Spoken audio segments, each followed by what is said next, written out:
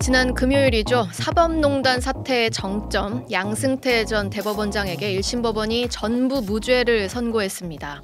기소된 혐의가 무려 47개였는데요. 재판 관여 의혹, 판사 블랙리스트 의혹 등등 모두 인정되지 않은 겁니다. 사상 초유의 수사였고요. 전직 대법원장이 피고인석에서 1심 재판만 5년을 받았습니다. 이 무죄의 의미 다시 한번 짚어보겠습니다. 권영철 대기자 어서 오십시오. 안녕하십니까. 네, 양승태 전 대법원장 1심에서 통으로 무죄가 선고됐습니다. 네. 이게 법원에서 제 식구 감싸기를 한 걸까요? 아니면 수사 자체에 좀 문제가 있었던 걸까요?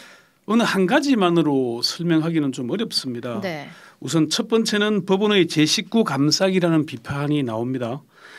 사법농단 의혹을 처음 제기한 이탄희 의원은 비상식적인 판결이다 이렇게 얘기를 했어요. 일단 판결을 먼저 지적했군요. 네, 오늘 새벽에 통화를 했는데 판사 블랙리스트 관련 의혹 등으로 재판을 받고 있는 이규진 전 상임위원의 판결문에 양승태 대법원장과의 공모관계를 인정했다면서 그것과는 반대되는 판결이다. 네네. 이렇게 얘기를 했고요. 이규진 아직 판결문이 공개되지 않아서 정확한 건 확인해봐야 하겠지만은 재판 관여, 인사 압박 등의 사실에 대해서는 1심 재판부도 일부 인정을 하고 있습니다. 네. 근데 양 전 대법원장이 무죄라는 것은 다시 말하면 뭐 사법농단, 이 사법행정권 남용 행위 자체가 없었다 이렇게 봐야 되는 건가요? 그거는 아닙니다. 1심 재판부는 양 전 대법원장 재임 시절에 법원 행정처가 일부 재판 개입과 법관 독립 침해 행위를 했다고 인정을 했습니다. 예. 그렇지만 대법원장은 공모하지 않았거나 공모를 증명할 근거가 없다는 걸로 판단한 겁니다. 재판부는 그럼에도 양 전 대법원장의 공모를 인정하지 않고 임종헌 차장이나 이규진 의원으로부터 사전에 관련 내용을 보고받거나 승인하거나 지시한 일이 아예 없다고 이렇게 판단을 했습니다. 근데 물론 뭐 임종헌 차장이나 이규진 상임위원도 대법원의 상당히 고위직이죠. 수뇌부이긴 합니다만 네. 대법원장의 지시 없이 이들이 마음대로 그런 행위를 할 수 있는 구조인가요? 말이 안 되죠. 대법원장의 의사에 반해서 재판에 관여한 사실이 드러난다면 그걸 어떻게 수습을 하겠습니까? 예. 법원 행정처 조직에 대해서 이해를 할 필요가 있는데요.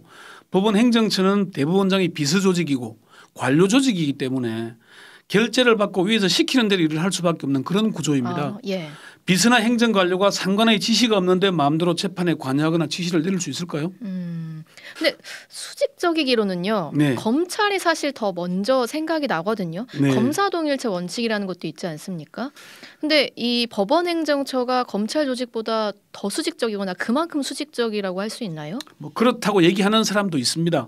이탄희 의원은 법원 행정처에 근무하는 판사는 판사가 아니라 행정요원이다. 네. 시키면 시키는 대로 해야 하는 수직적인 구조다. 행정처에 근무해보면 안다. 이렇게 얘기를 했습니다.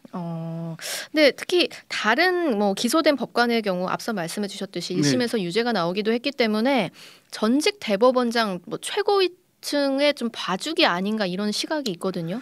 이 내용은 판결문이 나와봐야 정확하게 확인할 수 있겠는데요. 일단 양 전 대법원장의 구속영장이 발부된 이유는 재판에 관여하고 판사 블랙리스트 문건에 직접 표기한 사실 등이 드러났기 때문입니다. 네. 양승태 전 대법원장의 1심 재판과 이규진 전 상임위원의 1, 2심 판결이 다른 대목은 법원 행정처 심의관에게 국제인권법 연구의 와해 방안을 마련하라고 지시한 혐의입니다.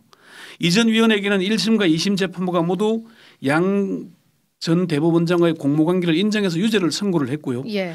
이 전 위원의 일정 파일에 인사모, CJ 보고 이렇게 돼 있는데 CJ가 김영수 저스티스 대법원장. 대법원장을 의미하는 거죠. 예. 이 전 위원 사건 1심 재판부는 헌재 정보 수집 지시, 통진당 행정소송 개입에 대해서도 양 전 대법원장과 박병대 전 법원 행정처장의 공모를 인정한 바 있지만 이번 재판은 이를 모두 부인을 했습니다. 다만 이규진 전 상임위원이 양 전 대법원장 재판 정인으로 출석해서 대책 마련 지시를 받지 않았고 사후에 보고한 기억도 없다고 증언을 하면서 1심 재판부가 이를 근거로 공모를 인정할 수 있는 그게 없다 이렇게 판단한 걸로 보입니다. 이규진 상임위원이 공모 사실에 대해서 부인하거나 기억나지 않는다는 증언을 한 거군요. 네. 그러니까 어떻게 됐든 이 양승태 대법원장의 1심 판결문의 결론은 형사법적으로는 죄를 묻기 어렵다. 결론적으로는 그렇게 되는 겁니다. 그렇지만 청와대와 재판 거래를 논의하고 판사들의 뒷조사를 해서 블랙리스트를 만들고 구체적인 재판에 관여했다는 사실 자체가 사라질까요? 그렇게는 안 될 겁니다. 자, 그리고 가장 논란이 되는 것 그 혐의죠. 직권남용 부분인데요. 권한이 없으니까 남용도 없다. 이게 일반인의 시각에선 조금 이해하기 어려운 부분이거든요. 좀 설명을 좀 해주시죠. 가장 논란을 빚는 쟁점입니다. 지금 법이나 판례에 따르면은 직권남용죄가 성립하기 위해서는 본인에게 부여된 권한을 행사해야 되는데 네. 본인 권한이 아니기 때문에 직권남용죄가 성립 안 된다 이런 논리입니다. 월권은 처벌할 수 없다. 예, 네. 대법원장이 1심이나 2심 재판에 관여할 권한은 없죠. 재판은 법관이 독립하여 법률과 양심에 따라 하는 것이니까요. 예. 사실 판사들도 직권남용죄에 대해서는 현행 법으로 처벌하는 건 불가능하다는 쪽이 다수설이기도 합니다. 그런데도 양승태 대법원장 시절 법원행정처가 구체적으로 재판에 관여한 사실이 드러났지 않습니까? 예. 월권을 한 겁니다. 이탄희 의원은 양승태 대법원장은 지위를 남용한 거다. 재판 개입을 하면은 판사들이 왜 거기에 굴복을 했겠나. 대법원장이 최고 권력자니까 그 지위에 받아서 영향을 받은 것 아니겠냐. 예. 형식적으로 대법원장이 재판 개입할 권한이 있는지 없는지 여부를 따져서 영향을 받고 안 받고 한 게 아니라 권한이 있으니까 그 영향을 받은 게 아니겠냐는 겁니다. 네. 월권은 분명하니까 그에 맞는 대처를 해야 된다는 얘기죠. 예. 법이 미비하면은 보완해야 한다는 겁니다. 법원 행정처 근무 경험이 있는 한 중견 법조인은 사법행정권 남용은 맞지만은 이걸 형사적으로 몰고 간 게 잘못의 시작이다 이렇게 얘기를 했어요. 김명수 대법원장이 검찰에 통째로 갖다 바쳤다 이렇게 표현하더라고요. 국민의힘 한동훈 비대위원장도 대법원이 사실상의 수사 의뢰로 진행된 사건이었다고 책임을 대법원에 떠넘기는 발언을 했잖아요. 예. 그 때문에 검찰은 법원 서버에 대해서 대대적인 압수수색을 벌였고 대법관을 포함한 법관 100여 명이 검찰 수사를 받았습니다. 그 월권죄라는 게 현행법에는 없기 때문에 형사처벌 자체가 좀 어려운 부분이 애초에 있었다. 네. 그렇다면 검찰이 당시에 그렇게 좀 대대적으로 수사를 벌인 점도 저는 잘 납득이 가지 않는데요. 검사 출신 그것도 특수수사로 이름을 날렸던 사람들의 비판이 나옵니다. 검사 출신인 김종민 변호사는 윤석열 대통령은 수사를 총지휘한 서울중앙지검장으로서 책임 있는 입장을 밝혀야 하고 수사팀장인 한동훈은 비대위원장직을 즉각 사퇴함이 마땅하다 이렇게 주장을 했어요. 예. 이게 보수 성향인 변호사입니다. 김 변호사는 이원석 검찰총장도 검찰을 대표해 사과하고 항소 포기를 통해 더 이상 불필요한 국가적 에너지 소모가 없도록 사건을 조속히 마무리해야 한다 이렇게 말하기도 했고요. 예.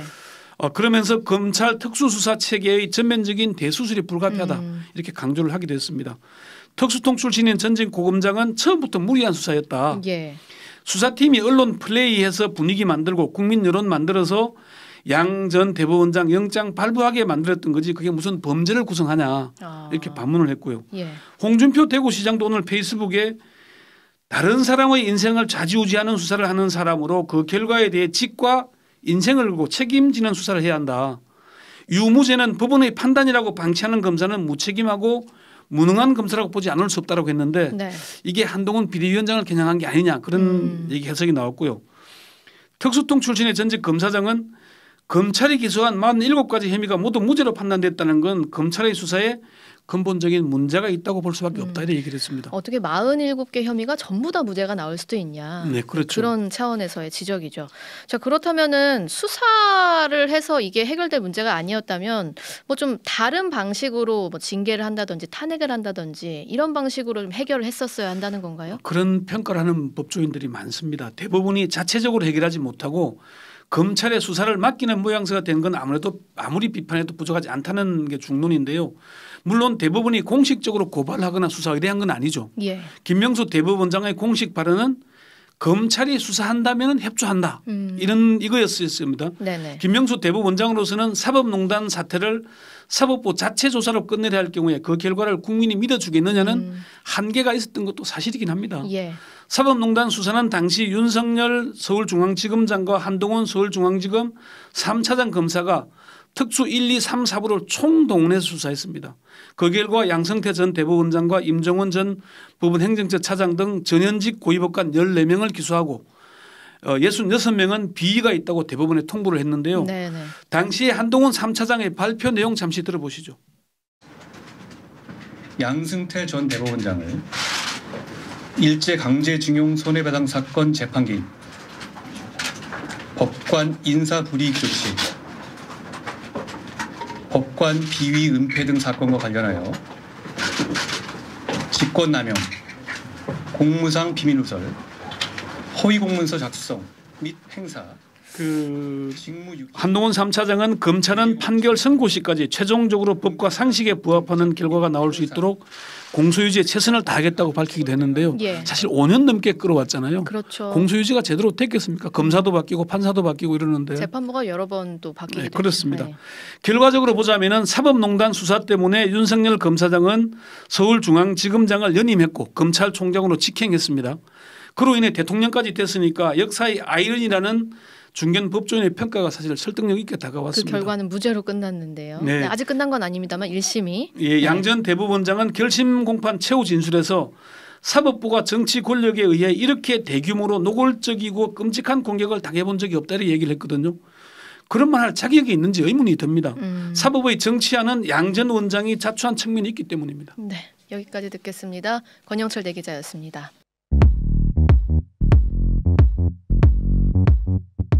오늘 하루 뉴스 맥락 정다운의 뉴스톡이면 됩니다. 유튜브 노컷 채널 알림 설정하시면 매일 오후 5시 30분 실시간 참여하실 수 있습니다.